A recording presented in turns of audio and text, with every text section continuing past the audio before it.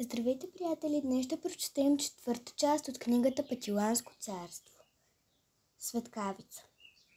Драги ми Смехурко, не вярвам да знаеш как от силен удар светкавица става. Та зато и ти пиша да ти поразправя. Не ще да се хваля, но ти ме познаваш. Рисувач съм славен. Един ден си рекох, днеска ще изпиша баба Цуцулана. Но как тъй да стане, че тя да се гледа, да се не познае? Кроих, смятах, мислих, най-подир намислих. На тънка хартия нарисувах с въглен една кукумявка. Но тъй я сполучих, че щом я се гледа, кучето заджавка. И реших да лепна моята кукумявка под стрехата наша, тагаргите с нея по двора да плаша. Никак не се бавих, картинката страшна на стола поставих, лепилото грабнах и почнах да мажа.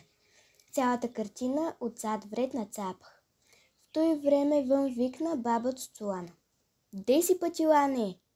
И аз цял изтръпнах. Четката в джоб мушнах, лепилото грабнах, в долапа го фъкнах. Но моето плашило на стола остана. Влезе натъкмена баба Цуцулана. Иди да ми купиш кутийка червило.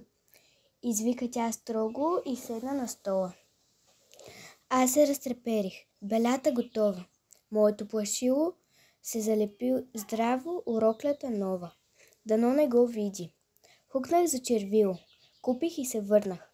Баба Цуцулана бързо се скопоса. На пътя излезе в премени богати. Па на гости тръгна. Важно се заклати. Но усмях гороломен, насред път се запряя. Мало и голямо викаше след нея. Баба Цуцулана пак за присмех стана. И тя се обърна, плашилото зърна, па назад се върна, люто разлютена. Рисувача кой веднага се сети. Ти сега ще видиш, Пътилан проклети! Викна тя, замахна и така ме плесна, че из моята буза светкавица блесна.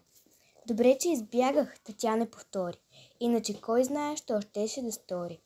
Получих напосле баба Цуцулана и твой Пътиланчо жив и здрав остана. Ала до днес още, щом само се гледам тежката десница, мене ми се чува, че плесница пляска и виждам как страшно светкавица бляска. Но аз съм пак весел, драги ми Смехурко. На цял свят разправям, за смях и за слава, как от удар силен светкавица става. Поздрав най-сърдечен, твой приятел вечен, весел Пътиланчо.